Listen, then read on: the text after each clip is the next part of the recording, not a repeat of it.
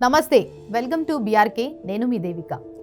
Honeymoon పేరుతో పెళ్లైన 5 రోజులకే ప్రియుడి మోజులో భర్తను చంపిన ఒక భార్య.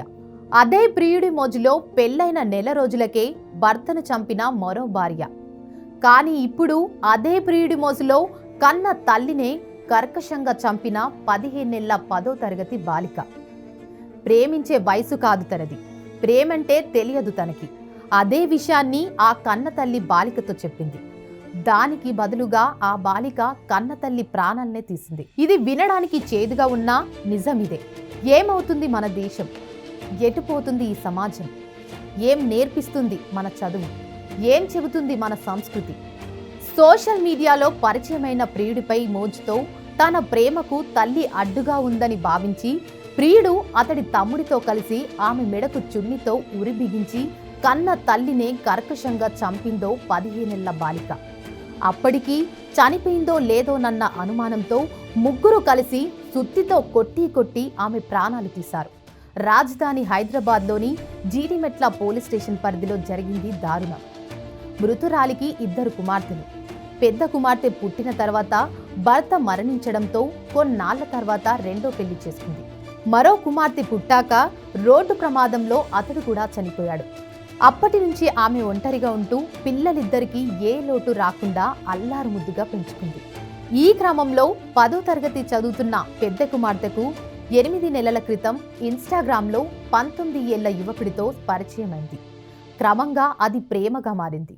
ఈ విషయాన్ని గమనించిన తల్లి కూతుర్ని మందలించింది. చదువుపై దృష్టి పెట్టాలని హెచ్చరించింది. తల్లి మాటను వినని బాలిక ఈ నెల 18వ తేదీన తన ప్రియుడితో కలిసి ఇంట్లోంచి వెళ్లిపోయింది. దీంతో తల్లి 19వ తేదీన జీడిమెట్ల పోలీసులకు ఫిర్యాదు చేసింది. వారి ఆచూకీ కోసం గాలించిన పోలీసులు 20వ తేదీన ఇద్దరిని పట్టుకొని పోలీసులు స్టేషన్కి తీసుకొచ్చి కౌన్సిలింగ్ ఇచ్చి యువకుడికి నోటీసులు ఇచ్చి ఎవరింటికి వారిని పంపించారు. బాలికను ఇంటికి తీసుకెళ్లిన తర్వాత తల్లి కూడా ఆమెకు కౌన్సిలింగ్ ఇచ్చింది. తండ్రి లేకున్నా ఏ లోటు రాకుండా పెంచుతున్నానని, బాగా చదువుకొని గొప్ప స్థాయికి రావాలని హితబోధ చేసింది. కానీ తల్లి మాటలు ఆ బాలికకు రుచించలేదు. ఇదిలా ఉండగా బాలికను ప్రేమించిన యువకుడి తల్లి 2 రోజుల క్రితం వారి ఇంటికి వచ్చి, నీ కూతురు మా అబ్బాయిని ప్రేమిస్తోంది, ఆమెను మాతో ఇంటికి పంపించేయ్ అంటూ గొడవ పెట్టుకుంది. అందుకు బాలిక తల్లి ఒప్పుకోకపోవడంతో గొడవకు దిగింది. ఇదంతా చూస్తున్న బాలిక తన ప్రేమకు తల్లి అడ్డుపడుతోందని, ఆమె బతికి ఉండగా తన ప్రియుడితో కలిసి ఉండటం కష్టమని భావించింది. ప్రియుడితో కలిసి తల్లిని చంపేయాలని నిర్ణయానికి వచ్చింది. ఇందుకు తన ప్రియుడితో కలిసి ఒక పథకం వేసింది. ఆ పథకం ప్రకారం చెల్లి ట్యూషన్కు వెళ్లిన సమయంలో ప్రియుణ్ణి తన ఇంటికి రప్పించుకుంది. తల్లి ఇంట్లో పూజ చేస్తున్న సమయంలో వెనుక నుంచి వెళ్లి ప్రియుడితో కలిసి చున్నీతో ఆమె మెడకు ఉరి బిగించింది. ఇద్దరు కలిసి బలంగా లాగడంతో ఆమె స్పృహ తప్పి పడిపోయింది. ఆమె చనిపోయిందో లేదో వారు నిర్ధారించుకోకముందే బాలిక చెల్లి ట్యూషన్ నుంచి ఇంటికి వచ్చింది.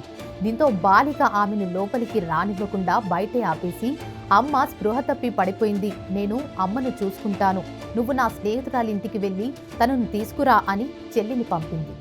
తల్లి చనిపోయిందో లేదో తెలియకపోవడంతో తన ప్రియుడి తమ్ముణ్ణి కూడా పిలిపించింది. ముగ్గురు కలిసి తల్లి తలపై బలంగా కొట్టడంతో ఆమె చనిపోయింది. అనంతరం యువకులిద్దరూ ఇంట్లోంచి పారిపోతున్న సమయంలోనే బాలిక చెల్లి ఇంట్లోకి తిరిగొచ్చింది. లోపలికి వెళ్లి రక్తపు మడుగులతో పడి ఉన్న తల్లిని చూసి ఆందోళనతో పెద్దగా అరుస్తూ బోరన విలపించింది. అక్కడే ఉన్న బాలిక ఈ విషయం బయటకు చెప్తే చంపేస్తా అంటూ చెల్లిని సైతం బెదిరించింది. కానీ అప్పటికే చిన్న కుమార్తె అరుపులు ఏడుపులు విని చుట్టుపక్కల వారు ఇంట్లోకి వచ్చారు. లోపలి దృశ్యాలు చూసి జీడిమెట్ల పోలీసులకు సమాచారం అందించారు.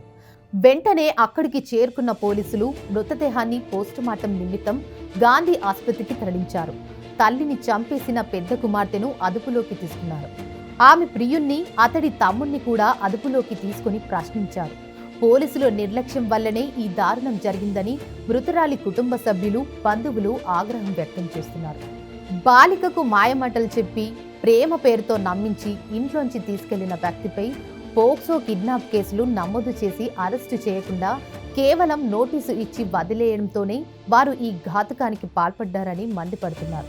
Balanagar DCP, ACP, Jeedimetla inspector ఈ హత్యకు పరోక్షంగా కారణమయ్యారని, దీనిపై సిపి విచారణకు ఆదేశించి బాధ్యులపై చర్యలు తీసుకోవాలని డిమాండ్ చేశారు.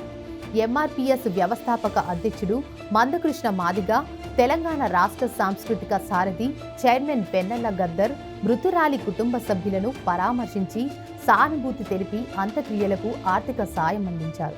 పోలీసుల నిర్లక్ష్యం కారణంగానే ఈ హత్య జరిగిందని, వారిపై చర్యలు తీసుకోవాలని డిమాండ్ చేశారు. మృతురాలి చిన్న కుమార్తె బాధ్యతను తామే తీసుకుంటామని వెన్నెల గద్దర్ పేర్కొన్నట్లు తెలిసింది. తెల్లవార్తే ఏ దుర్వార్త వింటామో తెలియట్లేదు. టీవీ పెడితే ఏ ఘోరాన్ని చూస్తామో తెలియట్లేదు. ఈ దారుణాలు ఆగాలని మనస్ఫూర్తిగా కోరుకుందాం. మరో టాపిక్తో మళ్ళీ కలుద్దాం. నమస్తే.